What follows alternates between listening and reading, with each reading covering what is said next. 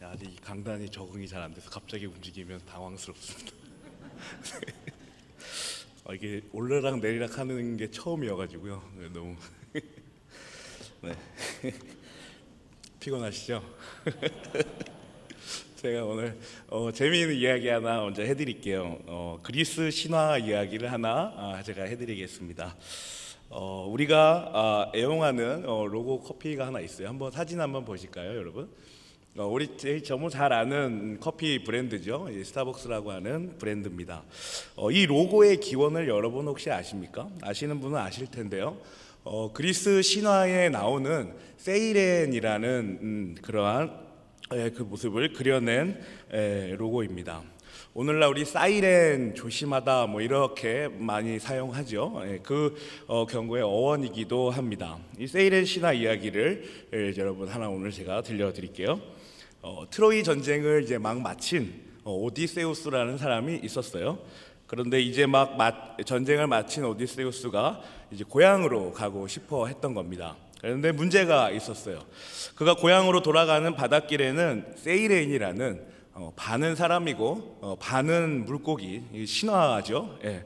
요즘 우리가 이해하기로 이제 인어의 형상을 하는 그런 존재가 있었는데 외딴 섬에 살고 있는 이 세이렌들이 자신들의 구역으로 지나가는 배가 있으면 아름다운 노래를 불러서 뱃사람들을 유혹해서 배가 암초에 부딪히거나 또 부딪히게 만들거나 또 자신들에게 오다가 죽음을 당하게 하는 그렇게 하는 세이렌의 존재를 듣게 되었습니다.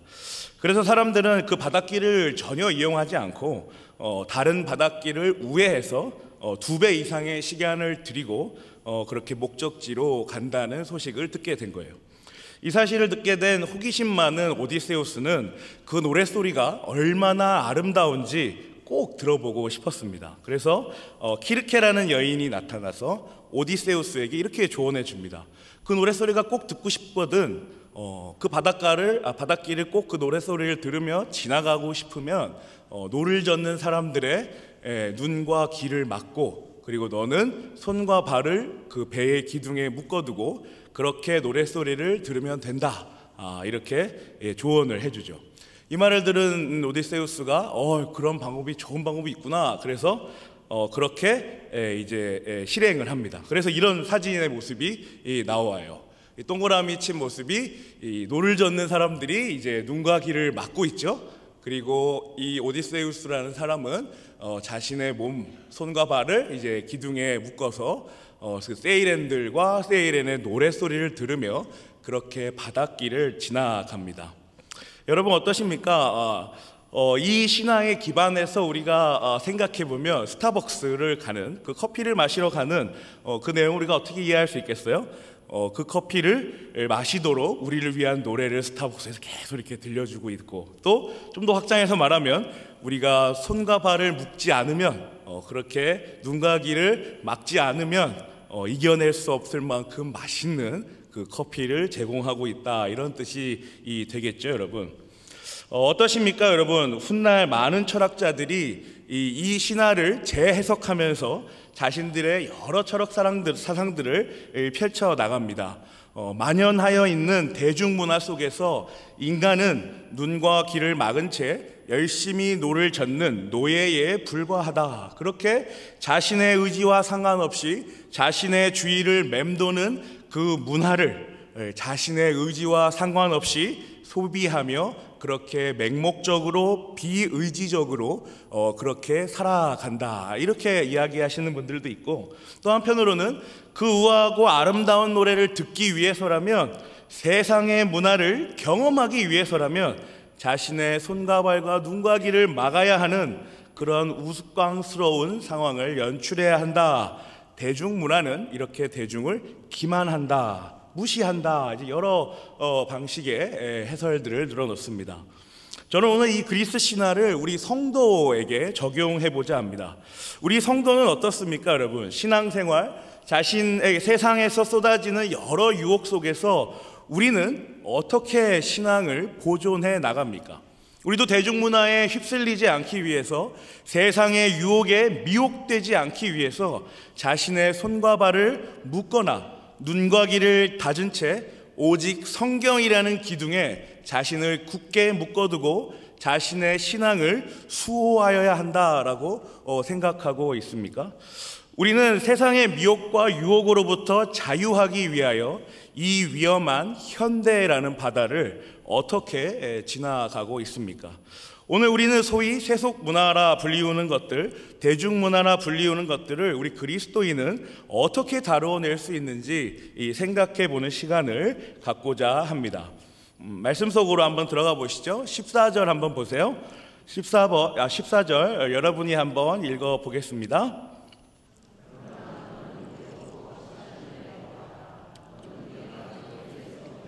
알며 네, 말씀에 그대로 기록된 대로 성도는 배움을 받는 존재입니다. 어떤 존재로부터 또 무언가로부터의 배움을 받아요. 그리고 그 배움은 성도는 그 배움 안에서 그 가르침 안에서 진리 안에 머물게 됩니다. 그것이 바로 성도라는 자리다라는 것을 우리가 명확하게 잘 알고 있죠. 그 어느 누구도 제 스스로 그 진리가 자신의 자리이며 심지어 그것이 진리라는 사실을 먼저 알 수는 없습니다. 우리가 잘 아는 것처럼 우리는 어떻습니까? 통상적으로 복음을 듣지 않고는 하나님의 말씀을 알 수가 없지요. 누군가의 헌신과 누군가의 열심으로 복음을 듣고 복음을 경험하며 그렇게 하나님의 말씀을 이해하기 시작합니다. 배움이 그 자리에 있는 것입니다. 먼저 듣고 먼저 배우고 난 후에 적용하면서 이것이 과연 진리구나, 복음이구나 라는 것을 여기고 그곳에 머무르는 것입니다. 성도는 이런 존재입니다. 더 나아가 성도는 그 배움의 가르침의 근원이 어디인지도 알고 있어요. 15절을 제가 읽겠습니다. 또 어려서부터 성경을 알았나니 성경은 능히 너로 하여금 그리스도 예수 안에 있는 믿음으로 말미암아 구원에 이르는 지혜가 있게 하느니라. 성도는 어려서부터 그 근원이 어디인지를 아는데요. 그 근원은 다름 아닌 성경이라는 겁니다. 성경으로 가르침을 받아서 그것을 진리라 여기고 그리고 그곳에 머무르는 것이에요. 그렇다면 성경의 내용은 무엇이죠? 바로 예수를 그리스도라 고백하는 것입니다. 예수를 그리스도라 믿음으로 예수를 나의 구원자다 믿음으로 나와 연합을 이룬 자다라고 믿는 것이죠. 그 믿음의 내용은 바로 구원입니다. 예수를 그리스도라 믿는 것은 그 믿음으로 말미암아 구원으로 인도한다, 이르게 한다라는 것입니다.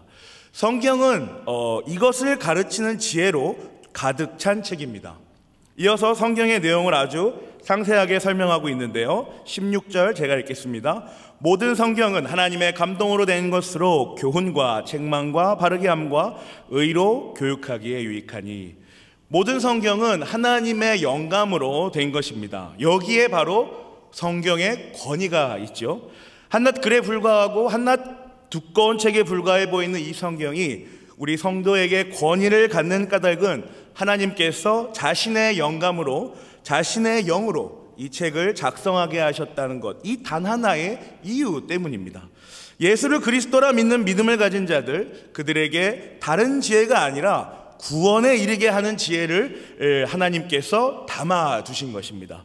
이 부분이 다른 책과 근본적으로 다른 점입니다. 그래서 성경을 우리는 특별하다 해서 특별 계시라 이렇게 부르죠. 다른 모든 사람들이 아니라 특별히 성도에게 구원을 알려주시는 하나님의 말씀이다, 계시다, 드러내는 것이다 라고 이렇게 부르고 있는 것입니다. 그렇다면 성경은 도대체 우리가 구원에 이르게 하는 데까지 어떠한 작용을 하여 줄까요? 성경으로 가자, 성경으로 돌아가자라는 구호가 있으면 그 내용도 있어야 하지 않겠습니까? 16절에서 그 내용을 잘 알려줍니다. 여러분이 다시 한번 16절을 읽어보시겠습니다. 모든 성경은 하나님의 감동으로 된 것으로 교훈과 책망과 바르게 함과 의로 교육하기에 유익하니. 교훈과 책망과 바르게 함과 의로 교육하기에 유익하다. 이 단어들은 어떤 의미를 말할까요? 교훈은 성경으로부터 나온 교리를 말합니다. 그리고 책망은 죄인이라는 그 자기 인식을 말하죠. 내가 죄를 깨달았다라는 걸 말하고, 또 바르게 한다라는 건 회심과 회개, 성도가 내적에서 일어나는 그러한 개혁을 말합니다. 또 성원의 성 자신의 영혼을 날마다 새롭게 갱신하는 그렇게 개간하고 갈아엎는 그 작업을 말하고 있어요. 또 의로 교육한다는 것은 의로우신 재판장이신 그리스도를 가르친다라는 것을 말합니다. 그리스도를 가르치고 그리스도를 배움으로써 그리스도의 제자로 살기에 부족함이 없도록 인도하는 것이 바로 성경이다라는 것을 우리에게 알려주고 있습니다. 그래서 마땅히 교회는 이 성경을 가르쳐야 합니다. 다른 것이 아니죠. 구원에 이르게 하기 위한 다른 새로운 가르침은 필요하지 않습니다. 오직 성경만이 구원에 이르는 지혜를 가르쳐 주는 것이죠.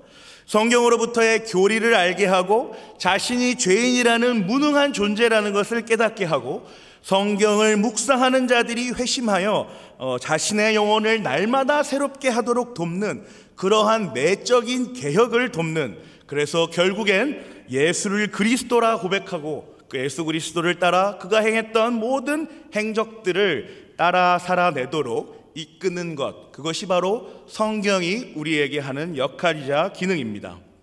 17절로 한번 읽어볼게요.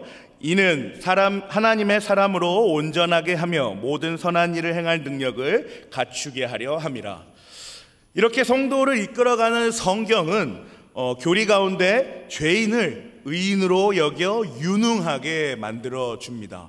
무능에서 유능으로 완전히 바꾸어 주는 것이죠. 또한 날마다 영혼의 그 개혁으로 인하여 온갖 선한 일을 할 수 있는 능력을 부어 준다는 것입니다. 그러니까 성경은 그리스도와의 연합으로 말미암아 그 의의 힘을 입음으로 말미암아 죄인들의 모든 죄가 그 단 한 사람의 의로 모두 가리워졌음으로 말미암아 출구가 없는 무능함으로부터 완전히 해방되어 모든 선한 일을 행할 능력을 갖추는 그 유능함으로 인도하는 것입니다. 성령 하나님께서 성경을 통하여 모든 성도를, 우리를 성화로 거룩하여져 가는 감으로 그렇게 인도하시는 것이죠. 그 성화의 사역을 성령 하나님께서 성경을 통해서 성도들에게 하고 계시는 것입니다. 사랑하는 은평교회 성도 여러분, 우리는 날로 새롭고 우리의 오감을 만족시켜 주기에 충분한 세상 한가운데에 교회 공동체로 세워져 있습니다. 세상은 우리가 정말 좋아하는 것들로 가득 차 있습니다. 그러다 보니 성경은 충분히 재미없고 충분히 지루하며 때로는 와닿지 않는 뻔한 소리로 치부될 수도 있지요.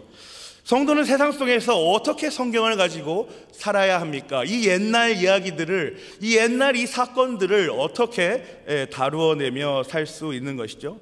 도무지 현실감이 없어 보이는 이 진리의 구원의 말씀을 붙들고 어떻게 이렇게 세련되고 매력적이고 찬란한 현대 문화 속에 서 있어야 하는 것입니까? 아름답고 매혹적인 세이렌의 소리를 어떻게 무시하고 갈 수 있겠느냐는 것이죠. 도저히 버텨낼 자신이 없다. 그래서 우리는 눈과 귀와 손과 발을 다 묶는 그 행위를 해서야 비로소 현대와 만날 수 있다라고 그렇게 말할 수 있겠습니까? 어떻게 우리 현대 문화를 다룰 수가 있죠?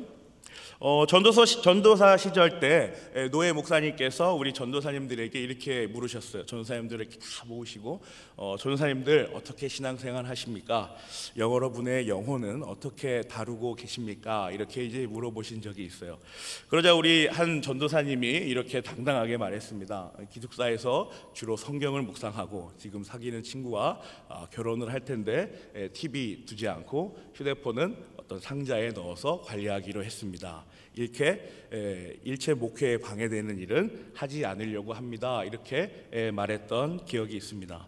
그러자 그 목사님께서 그게 경건이 아닙니다 라고 말했던 기억이 납니다. 경건은 세상과 담을 쌓고 성경만 묵상하는 것이 절대로 아닙니다. 이렇게 말했던 것이죠. 그래서 성경을 가지고 세상을 이해하는 것이 그것이 정말 경건이다라고 그렇게 가르쳐 주셨습니다. 여러분, 우리는 성도는 전투해야 합니다. 우리는 연약하여 세상과의 전투를 두려워하지만 우리의 전투는 이미 예정된 승리가 있기에 두려워할 필요가 없는 전투입니다. 우리는 입술로 죄인이라 고백하지만 실로 영적으로는 의인이라 여겨짐을 받은 자들이라는 것입니다. 이 역설의 정체성을 가지고 현대를 살아가는 존재가 바로 우리 성도입니다. 그래서 성도는 세이렌의 노랫소리를 두려워하고 그것이 나의 신앙에 영향을 미칠까 공포 가운데 있지만 사실은 두려워할 필요가 없는 것입니다. 그래서 그 노랫소리를 듣기 위해서 눈과 귀를 가릴 필요도 없고 손과 발을 묶어낼 필요도 없는 것이죠. 오히려 세이렌의 그 아름답고 매혹적인 노랫소리를 들으며 당당하게 그리스도께서 입혀주신 그 의를 입고 목적지로 나아가는 존재가 바로 성도라는 것입니다. 그 아름답고 매혹적인 노랫소리가, 그 달콤한 유혹의 소리가 그 소리를 온몸으로 받아내며 하나님께서 허락하신 우리의 주의를, 우리의 환경을 누리며 그렇게 예정된 하나님 나라의 충만한 완성한 영원한 임재를 기다리는 존재가 바로 우리 성도입니다. 그래서 우리는 세이렌의 그 찬란한 노랫소리를 향유하며 하나님의 말씀을 붙들고 세상으로 나아가 그들을 이해하고 그들과 소통하는 방법들을 다양하게 배워나가야 하는 것입니다. 예전에 유튜브로 우리 팀 켈러 목사님의 설교를 들은 적이 있는데요. 내용은 이래요. 한국 교회의 목사님들이 자신을 찾아온다는 거예요. 그래서 많은 청년들이 교회에서 자랐고 청년들이 대학 갈 때가 되면 교회를 그렇게 떠난다라는 걱정을 하더라는 겁니다. 청년들이 도대체 왜 이런 현상들이 일어날까 하고 물으셨대요. 그리고 당신 교회에는 왜 그렇게 도시인데도 불구하고 청년들이 많습니까? 이렇게 이제 물으셨다는 거예요. 그리고 팀 켈러 목사님 이렇게 대답합니다. 아시아 교회에서는 아주 독특한 신앙 고백의 형태를 볼 수 있는데 왜 기독교인이냐 하고 물으면 기독교 집안에서 자라서 우리 어머님이 권사님이어서 아버지가 장로님이어서 집사님이어서 라고 대답하거나 기독교 문화가 익숙하기 때문에 라는 식의 대답을 한다는 거예요. 아시아 교회에서는 왜 자신이 기독교인인지에 대한 정체성과 진리에 대한 교육을 하기보다 기독교 가정 문화와 같은 관계를 더 중요시하더라는 겁니다. 그 영상을 보면서 정말 그럴까라는 마음이 참 어려웠던 기억이 있습니다. 또 예전에 다른 교회에서 사역을 할 때 청년들과 축구를 하러 어느 빌딩의 옥상을 대여했던 적이 있어요. 1층부터 시작해서 커다란 빌딩이 단 한 점포도 영업을 하지 않는 겁니다. 주일날인데도 불구하고 영업을 그렇게까지 안 하는 게 참 신기했지만 어쨌든 우리는 꼭대기층을 올라가야 합니다. 그래서 꼭대기층 엘리베이터를 가는데 제가 그만 중간에 엘리베이터 버튼을 잘못 눌러버렸어요. 그래서 중간에 섰단 말이죠. 엘리베이터가 열리고서요, 저는 정말 충격적인 상황을 맞이했는데 그때가 코로나 전이거든요. 신천지가 가장 부흥했을 때예요. 그 모든 건물의 빌딩을 신천지 사람들이 다 가득 메우고 있는 겁니다. 더 마음이 아팠던 것은 그 대부분이 청년들이라는 거예요. 정말 젊은 아이들이 그렇게 많은 인원수를 가지고 그렇게 그 자리를 점유하고 있었다라는 것이죠. 그래서 너무 놀라서 내려서 둘러봤습니다. 도대체 뭘 하고 있는가 둘러보니 칠판마다 사무실마다 매장마다 설치된 그 화이트보드에 빼곡하게 공부하고 있더라는 거예요. 공부하고 있었어요. 너무 자세하게 성경을 들고 그 강사의 필기와 그런 것들을 열심히 받아 적으며 그 아이들이 공부를 하고 또 어느 시점이 되면 이렇게 돌아가나 봐요. 그래서 이렇게 순환식 수업을 그렇게 하고 있던 상황을 보게 됐습니다.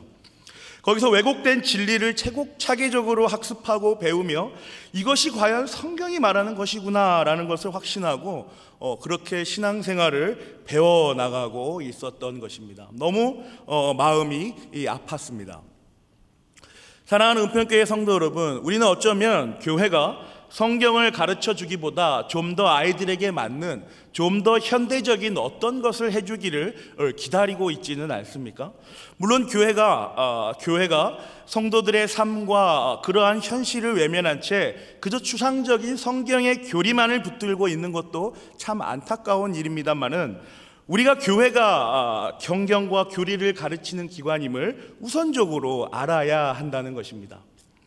이 세상을 이해하는 모든 것들이 성경으로부터 나오는 것이며 성경으로부터 해설될 수 있다는 사실을 우리가 교회로부터 배워야 하는 것입니다. 우리 은평교회 교회학교가 지향하는 바도 마찬가지입니다. 우리 담임 목사님께서 교육국 회의에 오실 때마다 늘 강조하시는 것이 회심과 성숙 그리고 변증이거든요. 이 목표를 향해서 우리가 전체가 나아가고 있습니다. 우리 교육국은 사랑부는 경성과 성경과 교회를 좀 더 친숙하게 하고자 하는 노력들을 다양하게 하고 있고요. 영화부에서 유치부까지는 우리 아이들의 5가지 감각기관을 충분히 활용해서 성경을 온몸으로 익히고 있습니다. 또 우리 초등학생들은 신구약 성경의 전체 내용을 역사적 사건으로 여기며 그렇게 공부하고 있어요. 그리고 중등부에 올라오면 교리를 이제 체계적으로 학습합니다. 그리고 고등부에서는 사회에서 이슈가 되는 여러 주제들을 가지고 성경적으로 풀어보는 그런 적용을 하고 있는 것이죠. 이 모든 교육의 방향은 너무나도 풍성한 지식사회를 살아가면서 앞으로 그들이 이 세상에서 이 방대한 지식에 압도되지 않도록 밀려나지 않도록 하기 위한 교육이기도 합니다. 또한 당당하게 성경적인 변증을 해내며 하나님이 창조주이시며 우리의 구원자이시다라는 사실을 명확하게 설명해내고 또 감사해내는 방법들을 배워나가고 있는 것이죠. 하나님께서 자신을 이 세상 가운데 창조하신 까닭을 탐구하며 그 따스한 회심의 은혜를 체험하기 위함입니다. 이 작업을 모든 교육자와 우리 교육국 장로님과 임원들, 모든 교사들이 협력하여서 할 수 있는 모든 역량들을 꺼내어 그 은사들을 활용해서 아이들에게 기회를 제공하려 하고 있습니다. 기도해 주시기를 바랍니다. 사진을 한번 보여주세요, 여러분. 사진 한번 보여주세요. 네, 여러분 어떠세요? 사진과 그림, 하나는 사진이고요, 하나는 그림입니다. 구분이 되십니까, 여러분? 실제와 허구 둘 중 하나를 고르기에 너무나도 똑같이 생긴 그림이죠. 하나는 사진이고 하나는 그림입니다. 하이퍼 리얼리즘이라고 하는 미술, 현대 미술 사조입니다. 이들의 메시지는 다양하게 해석될 수 있겠습니다만은 우리는 너무 우리답게 살고 있지 못하다라는 게 일반적인 메시지입니다. 우리가 지금 인간이 너무 끌려다니고 있다는 거예요. 어찌 보면 제가 처음에 말씀드린 세이렌의 신화와도 비슷한 맥락으로 해야 될 수 있는데 이만큼 우리 인간의 사고는 신화가 나올 때나 지금이나 비슷한 이야기를 계속 반복적으로 할 수밖에 없는 제한적 존재라는 걸 보여주고 있는 것이죠. 보세요. 어디 아주 맛있거나 멋진 지역에 가면 여러분은 무엇을 하십니까? 사진을 찍죠. 사진을 찍고 기억에 남깁니다. 그리고 어떻게 합니까? 우리 젊은 분들은 이제 SNS 이런 데에 게시하고 또 프로필 사진을 바꾸고 이런 행위들을 다양하게 한단 말이죠. 이런 행위들에서 우리 현대사회에서는 일련의 순서가 존재했어요. 먼저 내가 경험하고 좋았다라면 이제 그것을 담아내는 그러한 순서가 존재했다는 거죠. 그런데 요즘에는 이 관계가 뒤바뀌어져 가고 있는 걸 봅니다. SNS에 게시하기 위해서 맛집이나 멋진 지역을 간다는 거예요. 우리의 경험보다 그곳을 무엇을 하기 위한, SNS에 무언가를 하기 위한 생각이 먼저 앞선다는 것이죠. 과거에는 SNS를 게시하는 것보다 우리의 경험이, 우리의 느낌이 먼저 되었다면 이제는 그 순서가 뒤바뀌어서 실제인 우리가 허구인 SNS를 쫓아간다라는 거예요. 그러니까 사람들끼리 재미있고 의미 있는 것을 공유하기 위해 만든 유튜브의 이 세상이, 이 SNS의 세상이 이제는 실제로 그 의미를 넘어서 의미가 바뀌었고 또 실제로 이것으로 생계를 유지하시는 분들도 자꾸마꾸 많이 새어나가고 있죠. 더 나아가서는 허구였던 그 세상이 실제가 되거나 어찌 보면 실제보다 더 큰 권력을 과시하기 시작합니다. 그 대표적인 게 뭡니까, 여러분? 화폐잖아요. 우리가 서로 편리하고 우리가 좀 더 용이하게 물건을 거래하자라는 마음으로 그런 의도로 생긴 화폐가 이제는 사람의 생명을 좌지우지할 정도로의 예민한 존재가 되어버린 것입니다. 허구가 실제를 압도하기 시작했다라는 거예요. 이 과정에 사람들은 결국 노예가 되고 맙니다. 시스템의 한 부분, 어떤 기계의 한 부분이 되어버리고 마는 것입니다. 대량 생산의 시작을 알리며 환호했던, 그러나 사람이 부속처럼 가볍게 여겨졌던 그 근대 초기의 시대와 크게 차이가 없는 오늘날 똑같이 그렇게 돌아가고 있는 인간의 정신사를 우리가 확인할 수가 있는 것이죠. 그래서 사람들은 이렇게 말합니다. 제발 사람답게 살자, 나답게 살자, 우리답게 살자. 만들어진 구조 속에 그 허구에 나의 실존, 나의 존재를 담아두지 말고 그것 외에 나의 진짜 존재를 찾아가며 나를 찾아 떠나자, 이렇게 말하고 있는 것입니다.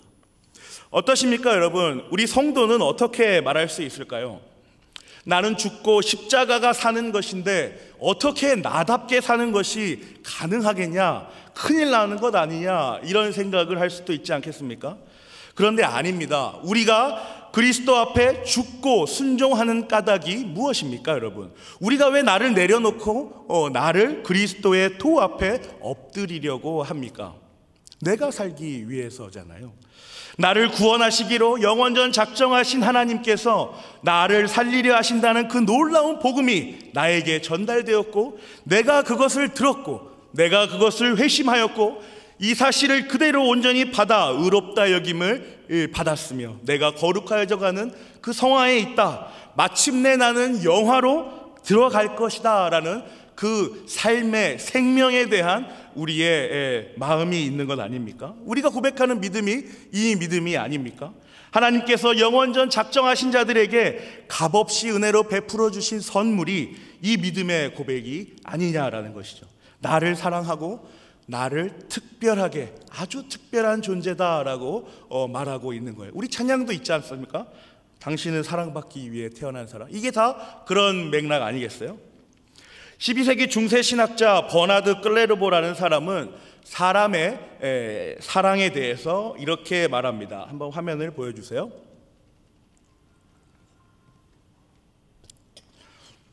가장 아래 단계 순서부터 기록되어 있는데 글씨가 잘 안 보이네요. 제가 읽어드릴게요. 자기 자신 때문에 자기 자신을 사랑하는 단계라는 거예요. 이게 제일 아래 단계의 사랑입니다. 그런데 자기 자신 때문에 하나님을 사랑하는, 자기 자신 때문에 하나님을 사랑하는 거예요. 하나님을 수단으로 생각하는 단계의 사랑이라는 것이죠.